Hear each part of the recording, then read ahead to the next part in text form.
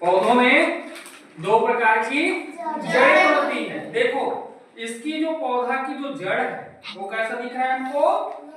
नुकीला, मूसल के जैसा दिखाई दे रहा है ना। मूसल जानते हैं ना, मैंने भी बताया धान कूटने का, है ना। तो ये मूसल के जैसा दिखाई दे रहा है, इसलिए इसको हम बोलते हैं मूसला जड़। ये क्या होता है? और दूसरी पौधा में जो जड़ें हैं वो ऐसा नुकीला हमको नहीं दिख रहा है ना। इनकी जड़ें जो है अगल बगल से बहुत सारे ऐसे रेशेदार रूप में फैले हुए है ना, इसलिए इसको क्या बोलते हैं? रेशेदार जड़। ठीक है, एक हो गया पौधों में दो प्रकार की जड़ें, एक मूसला जड़ और दूसरा रेशेदार जड़।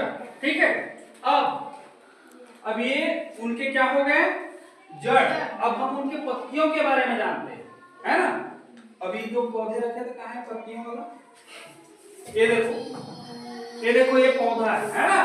ये पौधे में 3 प्रकार की पत्तियां पाई जाती है।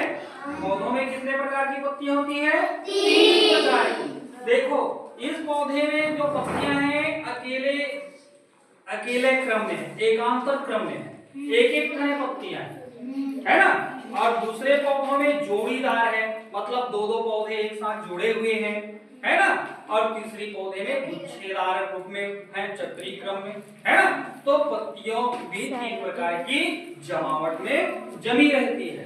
पहला जो है अकेला क्रम में एकांतर क्रम में जमी रहती है, और दूसरी जो है जोड़ीदार रूप में दो पत्तियां एक साथ जुड़ी रहती है, और तीसरा जो है जमावट है गुच्छेदार। क्या रहती है? गुच्छेदार। 4, 5, 6 पत्तियां एक साथ आपस में जुड़ी रहती है। मतलब 3 प्रकार की पत्तियां की जमावट होती है। एकांतर क्रम में अकेली पत्ती, एक जोड़ीदार क्रम में 2 पत्तियां एक साथ जुड़ी रहती है, और तीसरा गुच्छेदार, मतलब बहुत सारी पत्तियां एक साथ गुच्छेदार रूप में जमी रहती, जिसको चक्रीय क्रम है ना। अब जड़ और पत्तियों के जमावट के बारे में जाने, अब हम उनके नाड़ी विन्यास के बारे में जाने।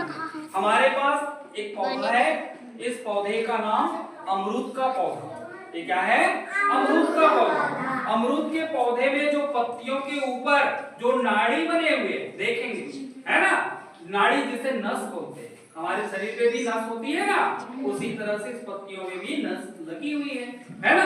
ये नस के जो क्रम है बिल्कुल सीधे सीधे ऐसे बने हुए है ना, इसलिए इसको हम समानांतर नाड़ी विन्यास कहते हैं।